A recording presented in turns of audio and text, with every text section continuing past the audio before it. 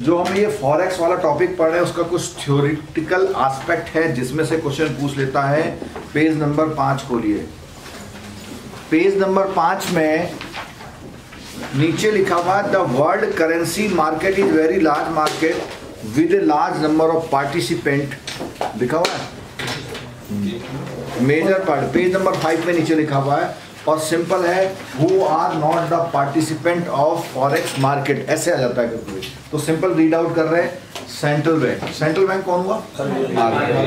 Commercial bank सारे हो गए। अब एक बोला इसमें investment fund oblique banks, investment funds oblique bank. Investment bank कौन होते हैं? इन्वेस्टमेंट बैंक बताइए। नहीं, जो इंडस्ट्रियलिस्ट को वेंचर कैपिटल प्रोवाइड कराता है उनको हाँ स्पेशल सर्विस नहीं, वो उनके लिए फंड अवेलेबिलिटी का काम करते हैं, फंड रेजिंग का काम करते हैं, उनको इन्वेस्टमेंट बैंकर या मर्चेंट बैंकर बोलते हैं। ठीक है। और फंड्स ऑब्लिक बॉन्ड्स बैंक्स का मतलब है कुछ ऐसे बैंक्स होते हैं इन्वेस्टमेंट वाले, कुछ फंड्स होते हैं। ठीक है। आगे देखो फॉरेक्स के ब्रोकर, फॉरेक्स के ब्रोकर में बोलता है acting as middleman between other participant and at times taking position on their books। Corporation कौन होंगे भाई? कॉर्पोरेशंस, कॉर्पोरेशन माने कंपनियां भी करती हैं। और सबसे बड़ी बात है इंडिविजुअल। तो कई बार आप लोग इसको कहते हो कि इंडिविजुअल कैसे करता होगा, वो भी है। फॉरेक्स मार्केट में पार्टिसिपेंट्स इंडिविजुअल भी है। आगे देखिए जरा। अच्छा, इसमें 24/7 मार्केट है, इसमें कुछ नहीं पढ़ना है। अब आ जाओ पेज नंबर 7 पे। और पेज नंबर 7 में से एक क्वेश्चन पक्का आ सकता है थ्योरी का। वो बोलता है फैक्टर्स डिटरमाइनिंग एक्सचेंज रेट। किन किन बातों से फैक्टर्स फॉर क्या करते हैं? फैक्टर डिटरमाइन करते हैं क्या चीज? Rate, exchange. मैं खाली रेट लिख देता हूँ। कौन सी ऐसी घटनाएं हैं या तथ्य है जो उसको चेंज करते हैं? तो पहला क्या लिखा हुआ है? Fundamental reason. देखो ए कौन सा रीजन? फंडामेंटल। तो फंडामेंटल में कौन कौन लोग हैं? बोलता है this include all those causes और इवेंट्स, कुछ भी ऐसी घटनाएं या कारण। क्या बोलता है? विच अफेक्ट, मैंने परसों शायद बताया था इफेक्ट और अफेक्ट में फर्क, पिछली क्लास में था। अफेक्ट होता है नेगेटिव ट्रेंड, इफेक्ट होता है पॉजिटिव ट्रेंड। तो कहता है कुछ ऐसा वो करते हैं चेंजेस जो नुकसानदायक सब है। The basic economic and monetary policies of the concern government. The causes normally affect the long term exchange rate. तो बोलता है इससे क्या होता है? Long term exchange rate cause होते हैं, इफेक्ट होते हैं। While in short term many of these are found in, कई सारे क्या होता है शॉर्ट टर्म में कोई फर्क इनसे नहीं पड़ता। तो क्या क्या चीजें देखो लॉन्ग रन वाली। लॉन्ग रन क्या है? लॉन्ग रन में बोलिए। सबसे पहले बोला उसने बैलेंस ऑफ पेमेंट। अब एक चीज मैं आपको बताऊंगा, what is the difference between balance of payment and balance of trade? मालूम है? बैलेंस ऑफ पेमेंट ये है और बैलेंस ऑफ ट्रेड ये है। इसका मतलब ये है कि एवरीथिंग विच इज कमिंग और going of foreign currency is balance of payment and only the export और import transactions are balance of trade. यानी किसी दोस्त ने आपके $200 भेज दिए गिफ्ट के रूप में और वो इंडिया में किसी अकाउंट में आ गए, तो इज पार्ट ऑफ पेमेंट। आपने किसी से लोन दिया, सरकार को कहीं से वर्ल्ड बैंक ने ग्रांट दी फॉरेन करेंसी में, वो सब बैलेंस ऑफ पेमेंट। और बैलेंस ऑफ ट्रेड क्या होता है? छोटा हिस्सा होता है, इसमें सिर्फ एक्सपोर्ट यानी ट्रेडिंग की ट्रांजेक्शन्स होती हैं। ठीक है। तो उसने बोला बैलेंस ऑफ पेमेंट यानी ओवरऑल। तो फंडामेंटल रीजन में क्या है? ओवरऑल। अगर आपके वहां आपका कंट्री में फॉरेक्स रिजर्व क्या होगा? अच्छा होगा। और बैलेंस ऑफ पेमेंट इससे नहीं बनता, वो सॉरी जो फॉरेक्स रिजर्व है किससे नहीं बनता? इससे नहीं बनता, वो इससे बनता। ओवरऑल जो बिजनेस जो रिजर्व बनता है वो किससे बनता है, ठीक है। अच्छा फिर क्या आगे देखिए, दूसरा है economic growth rate. Economic growth rate, जिस कंट्री की इकोनॉमिक ग्रोथ रेट अच्छी होगी उसकी करेंसी कैसी होगी, कॉस्टलियर होगी, महंगी होगी, ठीक है। फिस्कल पॉलिसी, आपकी सरकार कैसी फिस्कल पॉलिसी बनाती है। दूसरा क्या है, मॉनेटरी पॉलिसी। मॉनेटरी पॉलिसी बड़ी है, फिस्कल पॉलिसी बड़ी है, फिस्कल पॉलिसी बड़ी है। आपके वहां इंटरेस्ट रेट कैसे हैं। अगली बात बोलता है पॉलिटिकल इशू, तो देख लीजिए ये क्वेश्चन कैसे थ्योरी में आएगा, कैसे थ्योरी में आएगा। इसमें इनमें से पूछ लेगा what are the fundamental reason, fundamental reason, ठीक है। हाँ जी, समझ में आई क्या क्वेश्चन आएगा, कि क्वेश्चन आएगा आउट, वो इस समय वहां पे आप आउट नहीं कर पाओगे एक भी, और कंफ्यूजन हो गए, तो ऐसा क्वेश्चन आपको बिल्कुल भी गड़बड़ा नहीं होगा। जरा सा एक सब चार ले लेगा, यहां कुछ हटा के डाल देगा ना, तो सोचने लग जाओगे। दीज आर द फंडामेंटल यानी बेसिक रीजन। भाई आप इसमें देख लो, अमेरिका को डाल देते हैं, देखो जरा किसको डाल दें, डॉलर महंगा, सब चीज अच्छी है उसकी। सर लेकिन ग्रोथ रेट में तो अपोजिट कॉन्सेप्ट होता है। किसमें, ग्रोथ रेट जितना ज्यादा होगा उसकी वैल्यू की करेंसी की वैल्यू कम होगी। कैसे कैसे बताओ सर, यूएस का इकोनॉमी भले बड़ी, उसकी ग्रोथ रेट बहुत हाई तो नहीं है, उसकी ग्रोथ रेट कम है। मतलब आपका कहना यह है कि उसकी जीडीपी की growth rate in terms of percentage, हाँ, क्योंकि वो भाई वैसे तो बड़ी है, इन टर्म्स ऑफ परसेंटेज कम है। हाँ। तो इसमें आप केवल ग्रोथ रेट में सिर्फ जीडीपी क्यों ले रहे हैं, क्या सिर्फ जीडीपी ही इकोनॉमिक ग्रोथ रेट का एग्जांपल है। ह्यूमन डेवलपमेंट भी आता है, पर एजुकेशन और आपका वो पर कैपिटा इनकम, मतलब जीडीपी, ठीक है ये बात मान गया कि जीडीपी क्या है अमेरिका की 2-3-4% रहती है। क्यों, क्योंकि भाई इतने में से बेस ही बहुत है। हाँ बेस बहुत है, अगर उसने इतना सा भी बढ़ा लिया बहुत बढ़ गया, ठीक है। तो मेरा इनका कंट्रा ये कहना है इकोनॉमिक ग्रोथ रेट का मतलब नॉट ओनली जीडीपी, बहुत सारी बातें हैं, ठीक है। ठीक, चलो आगे देखो, अगला क्या है, टेक्निकल रीजन। ये कौन से रीजन थे, फंडामेंटल। अब बात करते हैं किसके, टेक्निकल रीजन। बी, ये एक क्वेश्चन पूछेगा इसमें जो मैं अभी बात कर रहा हूं, कौन कौन से टेक्निकल रीजन है, ठीक है। तो क्या बोलता है टेक्निकल में, government controls can lead unrealistic value of currency resulting in a violent movement in the exchange, freedom और रेस्ट्रिक्शन ऑन कैपिटल मूवमेंट। अब देखो एक बात आ गई, कैपिटल का मूवमेंट, कैपिटल मूवमेंट का क्या, फ्रीडम या रेस्ट्रिक्शन। इससे मतलब क्या है, आपका ये कुछ भी अच्छा नहीं है, आपका ये कुछ भी अच्छा नहीं है, लेकिन एक बात अच्छी है, जो चाहे जितना ले आए, जो चाहे जितना ले जाए। ये भी दूसरे लोगों को अट्रैक्ट करता है करेंसी को स्टोर करने या ना करने के लिए, ठीक है। आगे, this is a phenomena which was seen in Indonesia, Thailand, Philippines वगैरह वगैरह में 1997 में हुआ। Huge surpluses generated in the petroleum exporting country such as OPEC country, which could not be utilized, these country had to be invested overseas। अब क्या है, किसी country में खूब सारा सरप्लस है तो क्या करेगा वो, कहीं ना कहीं बाहर इन्वेस्ट करेगा, ठीक है। चलो आगे आ जाओ, उसमें एक छोड़ दो लाइन। अब आ गया स्पेकुलेशन। स्पेकुलेशन का हिंदी में मीनिंग क्या होता है भैया, अनुमान लगाना, विशेष मतलब यही है। स्पेकुलेशन का मतलब सट्टेबाजी, सट्टेबाजी, ठीक है। यानी कहने का मतलब ये हुआ, सट्टेबाजी किस साइंस पे काम करती है,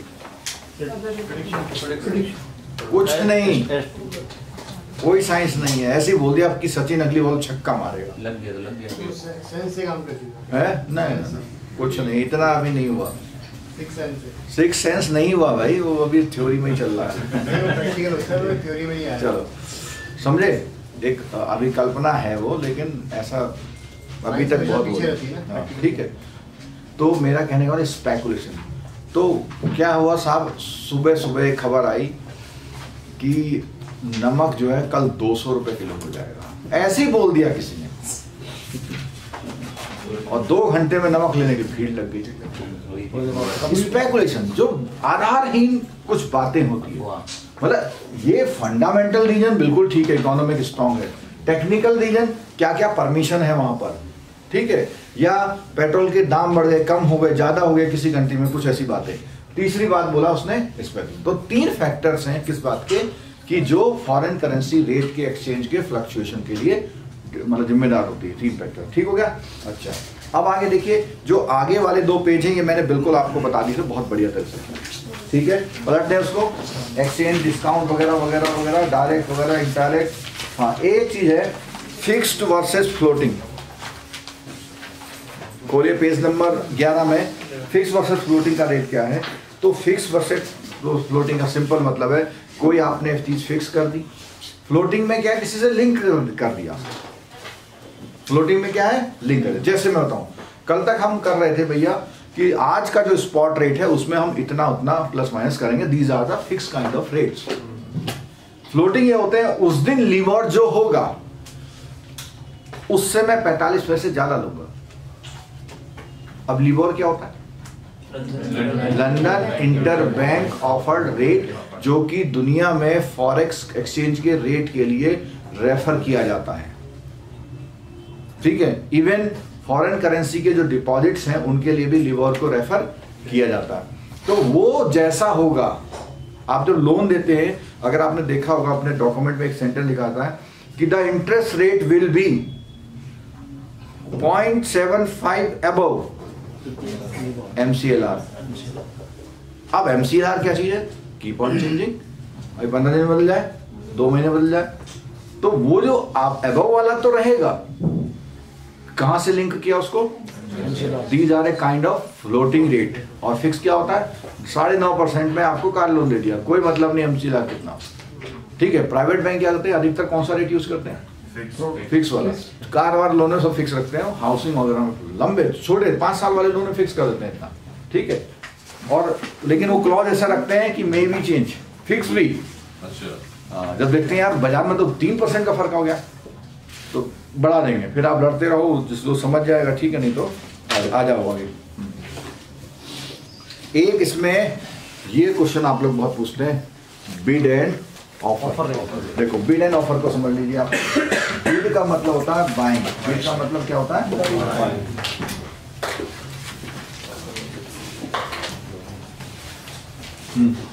देखो याद करने के लिए बता देता हूं मैं, बिड और ऑफर। पहली बात तो B for bid, B for buying. Conceptually समझाता हूं आपको।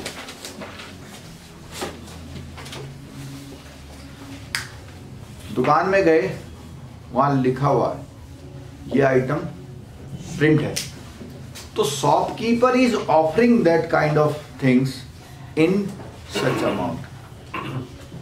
ऑफर कर रहा है आपको। आप क्या कहते हो, साहब 180 का मिलेगा, क्या है, बिडिंग कर रहे हो, बोली लगा बोल रहे हो। तो क्या होता है, बायर बिड करता है, नीलामी होती है तो उसमें बायर ही तो बोलता है, वो तो बेंचमार्क रखते हैं इससे ज्यादा होनी चाहिए, ठीक है। ऑफर में क्या है, जब आप शॉप में जाते हो तो वो अगर डिस्प्ले में रेट है, ऑफरिंग टू यू, ठीक है। तो बिड और ऑफर, ठीक हो गई। अच्छा, अब आ गया चेन रूल, आ गया क्या आ गया, एक चेन रूल। तो चेन रूल मैंने कल थोड़ा सा बताया था आपको।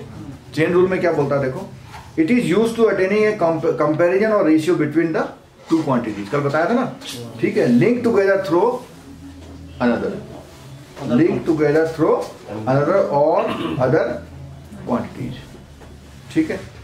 And consist of a series of equation. वो मतलब इससे ये बदला, इससे ये बदला, इससे ये बदला, ऐसे करके, ठीक। चलो नीचे आ जाओ। अब आता परसेंट पर मिले, परसेंट पर मिले। तो आपको पता है कि वहां जो अमेरिकन और वो यहाँ पे और कंट्री में क्या होता है, 3 प्लेसेस का कॉन्सेप्ट चलता है, मिलियन चलता है। तो एक तो है परसेंट और दूसरा है पर मिलियन, ठीक है। अब परसेंट का मतलब है 100 में से 1। परसेंट का मतलब क्या है?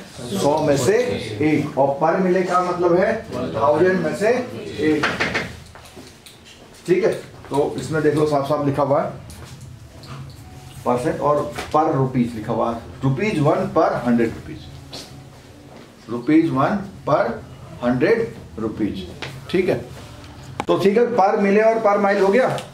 अच्छा, अब एक बात आती है क्या? Value date. तो वैल्यू डेट तो आपको पता है, जो ट्रांजैक्शन जिस दिन इफेक्टिव डेट होती है उसको क्या बोलते हैं? Value date. ठीक है, आगे ये पढ़ लो, आर्बिट्रेज इन एक्सचेंज। आर्बिट्रेज क्या होता है? क्या बोला? आर्बिट्रेज। और एक वर्ड और है, वो भी मैं लिख देता हूं, पता नहीं आगे कहीं आएगा नहीं आएगा। आर्बिट्रेज। आर्बिट्रेज का मतलब बहुत प्यारा सा मतलब है, सुन लो। मैं टमाटर का व्यापार करता हूं और मैंने फोन लगाया बरेली, टमाटर क्या भाव है? उसने कहा अभी बताता हूं। उसने तुरंत पूछा बनारस टमाटर क्या भाव है? तुरंत पूछा उसने कहा 12 रुपए किलो। उसने बोला तुरंत 13 रुपए किलो है। एक ही पॉइंट ऑफ टाइम पे दो डिफरेंट मार्केट से डीलिंग करना, कहीं से उठाना और कहीं को भेज देना। तो क्या होता है ये? ऐसा कैसे होता है कि डॉलर इस समय कितने रुपए का है इंडियन मार्केट में, और डॉलर इस समय चाइना मार्केट में कितने रुपए का है? क्योंकि हाईली टेक्निकल वो कॉम्पिटेंस चाहिए इसके लिए, आपकी दोनों स्क्रीन खुली हो। आपने देखा वो जो टीवी में दिखाते हैं शेयर मार्केट का कुछ रिकॉर्डिंग दिखाते हैं कभी, तो क्या होता है? ऐसे नहीं देखते कभी। इधर भी कान लगा वो लगा हुआ फोन, इधर भी फोन लगा हुआ, दो कीबोर्ड लगे हुए हैं। एक एंटर मारने में 1 सेकंड की देर हो गई। आपकी डील होनी थी 67 रुपए 0.25 में, वहां हो गया 0.26।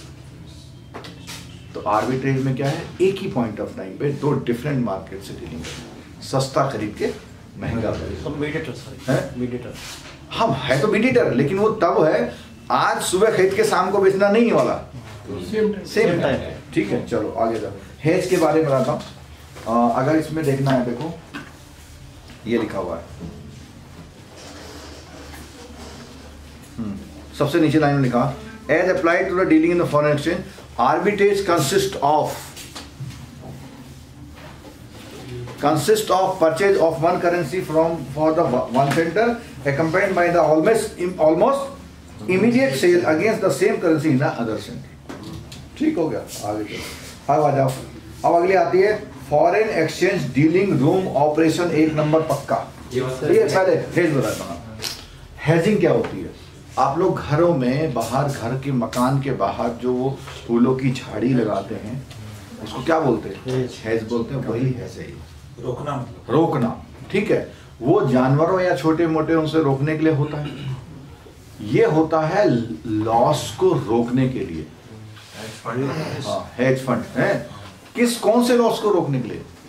नहीं, बिजनेस नहीं, चाहे शेयर मार्केट हो चाहे फॉरेक्स मार्केट हो। अब उसमें कैसे होता है देखो, हेज का मतलब होता है एक लिमिटेशन पे जाकर रुकना। जैसे मान लिया मेरे पास $10 है और इस समय मार्केट में रेट कितना हो रहा?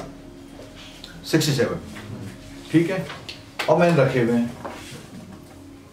और ये मैंने दे दिए इनको कि यार मैं जरा कहीं घूमने जा रहा हूं, ध्यान रखना वहां इंटरनेट नहीं चलता। अगर ये डॉलर बीट करके 65 आ जाएगा ना, तो अगला इंतजार मत करना, बेच देना। हाँ, स्टॉप फर्दर लॉसेस बोलते हैं, क्योंकि इसे कितने का नुकसान हो गया? 2 का हो गया। अब ना नुकसान हो तो क्या हुआ? एक नुकसान को किसी पे जाकर के लिमिटेड कर देना नुकसान को। ठीक है, तो हेजिंग का मतलब क्या हुआ? To stop further losses. ठीक है, चलो अगला आ गया foreign exchange dealing room operation. 1 marks पक्का।